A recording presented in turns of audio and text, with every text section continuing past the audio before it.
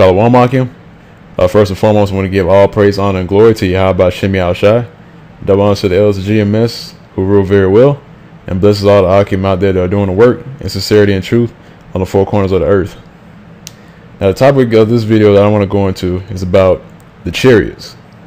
Now, I'm pretty sure I had a video out before about the Chariots, but unfortunately my channel got taken down. So I'm actually going to redo the lesson in this one right here. So first I want to bring out a few of these scriptures that I got up. And the first one I want to bring out is John 14 verse 1. Let not your heart be troubled.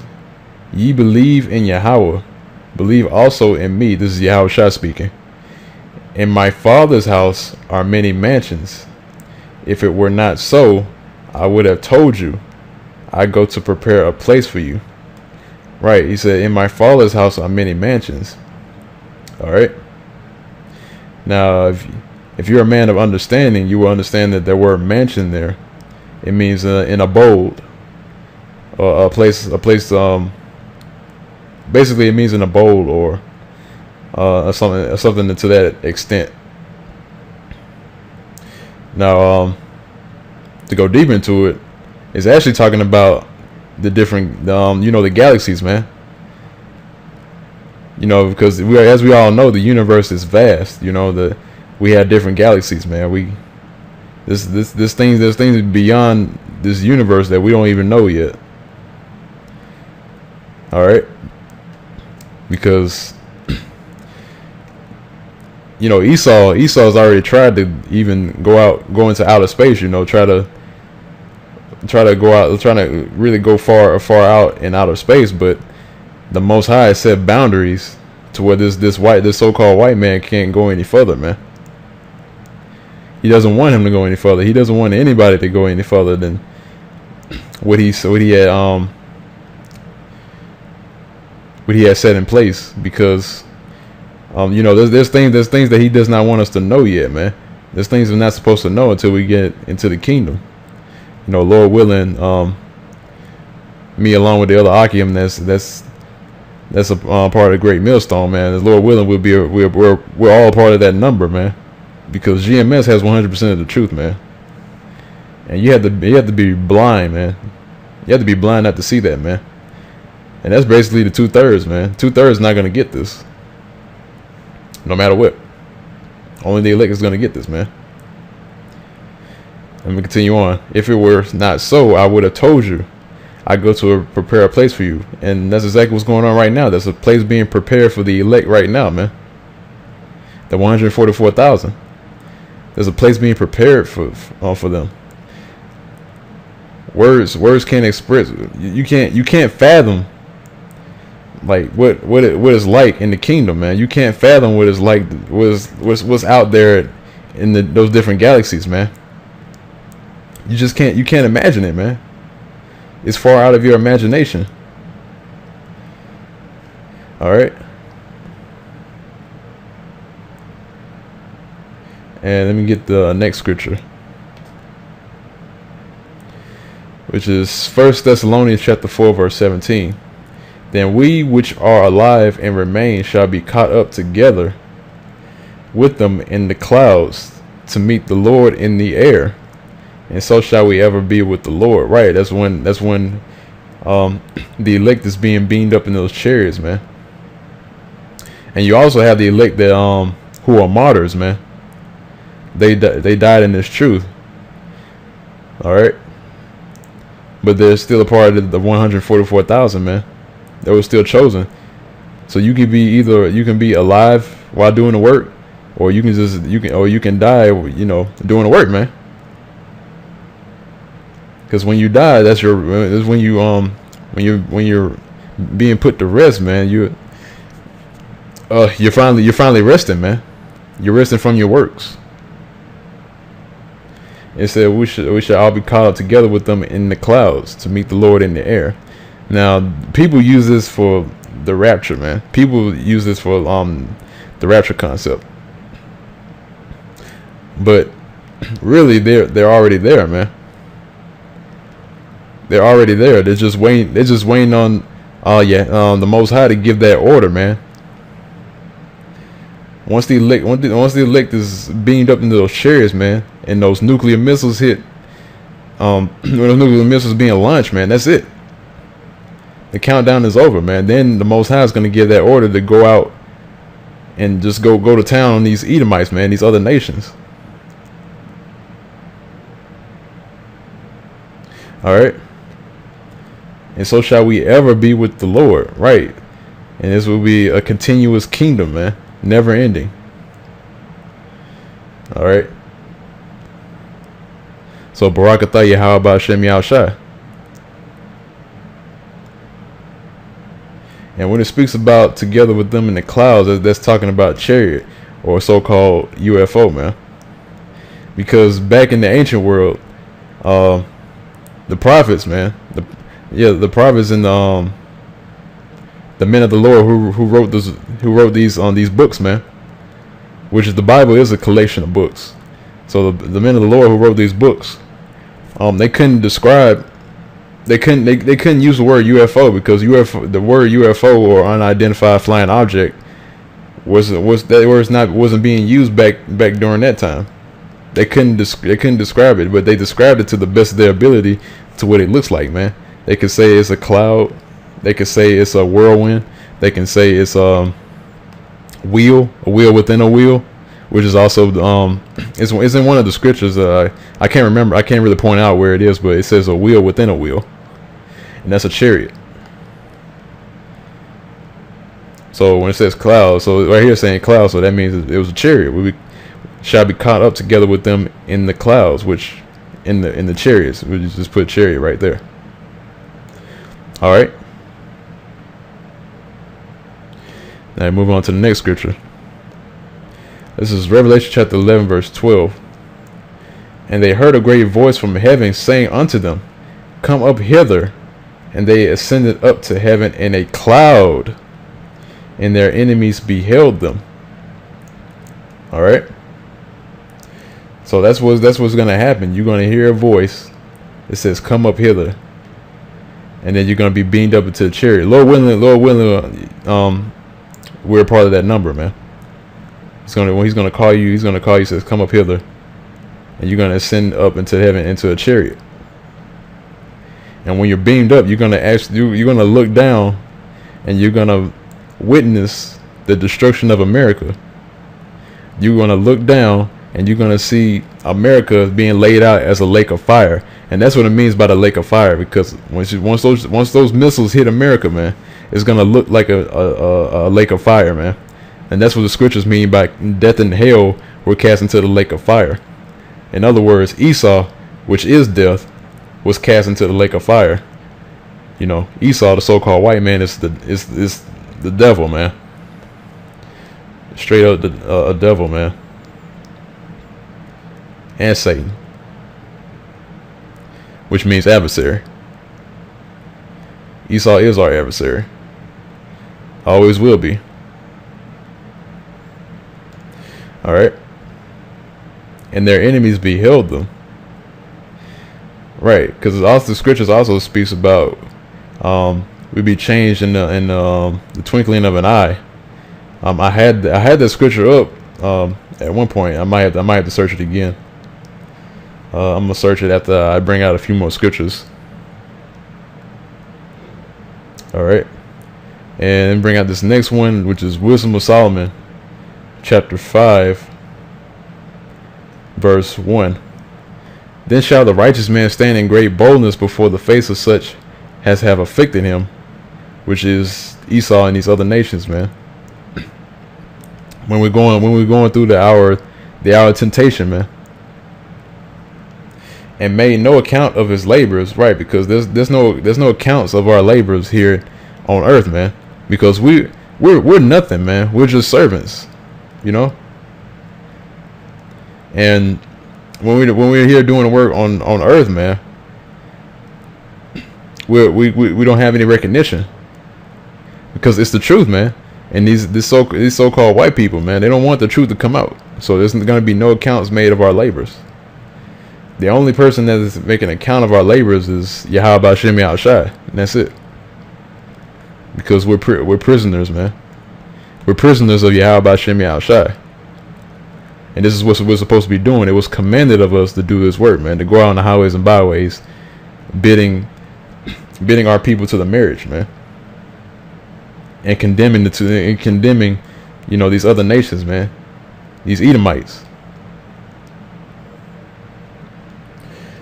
All right. So when they see it, they shall be troubled with terrible fear, and shall be amazed at the strangeness of his salvation, so far beyond all that they look for. Right, because they think it's gonna be a so-called white man with long stringy hair coming down, passing out flowers and candy and stuff like that, man. Coming down to make friends with everybody. But no, man, no. Because mainly the people don't even read the Bible, man. Not just reading the Bible, but understanding the parables, the deep dark sayings of the Bible, man. They won't be able to understand it. All right, and it's not meant for these other nations to understand it at all, man. It's only meant for the elect to understand it. And when the time comes, when the hour of temptation comes, they're gonna be prepared, man. It's like a test. You're preparing yourself for the test, the ultimate test, man. And that chip is gonna be the ultimate test. That RFID chip, which is in Obamacare, page 1004. That's gonna be the ultimate test. And they're gonna be amazed at the strangeness of his salvation, right? Because they're not looking. They're gonna be looking for a so-called white man with long stringy hair. But what they're gonna see is chariots, man. What they're gonna see is UFOs flying through the air, beaming up the elect men. All right, they're gonna be beaming up the elect up into those chariots, man. Because that's not what they're looking for. And they, repenting and groaning for anguish of spirit, shall say within themselves, this was he whom we had sometimes in derision and a proverb of reproach. Right. Because they look at the so-called Negro, Latino, Native American man. They look at him as being scum of the earth, man. They look at him as not being shit, in general. They're gonna say this was he whom we had sometimes in derision, right? Because even though we're still under the curses, man, those are the ones that put us in derision. They've been putting us under derision for years and years and years, man. Generations and generations, man. That's why the scriptures say around reward unto her double, which is talking about Esau, man. Talking about the Edomites and these other nations, man. Reward unto her double. And fill up her cup double. We fools accounted his life madness, and his end to be without honor. How is he numbered among the children of Yahweh, and his lot is among the saints? Right. In this scripture right here, how is he numbered among the children of Yahweh, and his lot among the saints, man? That's what they're gonna be saying. They're gonna be saying, how can this guy be numbered as the children of Yahweh?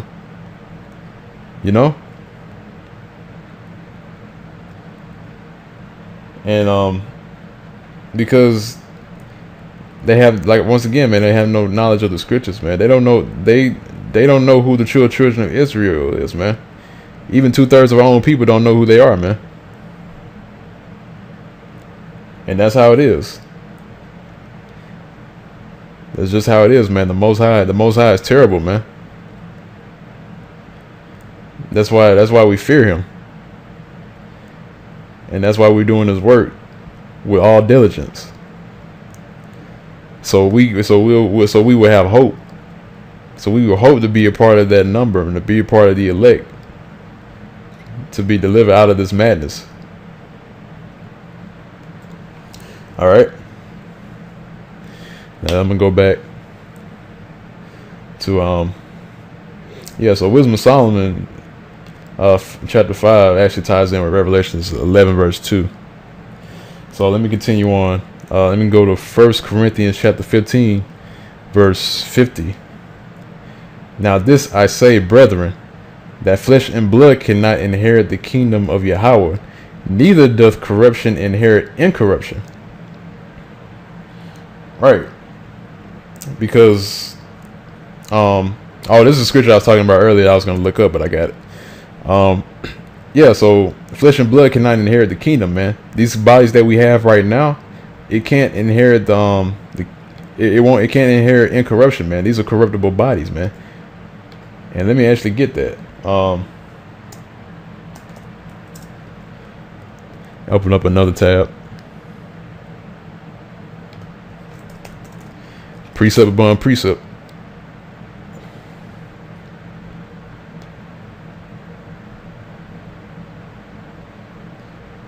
Right. It says, so this is Jude chapter 1 verse 6. And the angels which kept not their first estate, but left their own habitation, he hath reserved in everlasting chains under darkness unto the judgment of the great day. Right. And what are these chains of under darkness? These are these corruptible bodies, man. And actually this scripture is going back to the Genesis, but that can be saved into another day, man. Because that's going into another subject.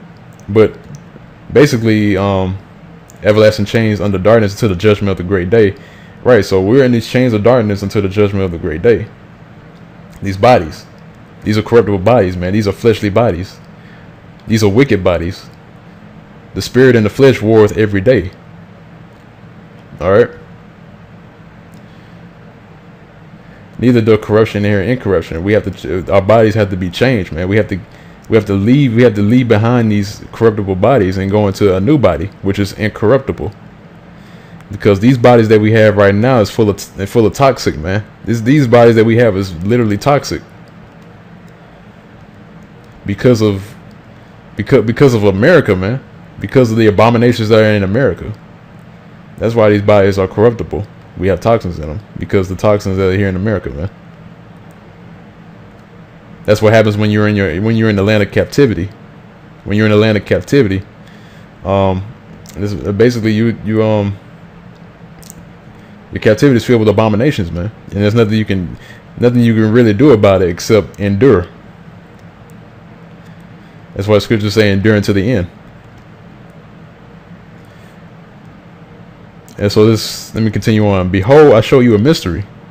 We shall not all sleep, but we shall all be changed. All right, we continue on. In a moment, in the twinkling of an eye, at the last trump, for the trumpet shall sound, and the dead shall be raised incorruptible, and we shall be changed. Right. So in the moment of a twinkling of an eye, you can just blink, and all of a sudden you're in a new body. It's just like that, man. It's instant, just like that, of a snap of a finger. You're in another body. It said, for the trumpet shall sound, which is in Revelation. I just got through reading it. And the dead shall be raised incorruptible, in which is talking about the dead. It's talking about in general. Talk about these bodies, man. The dead. When it talks about the dead, what's the best way to put this?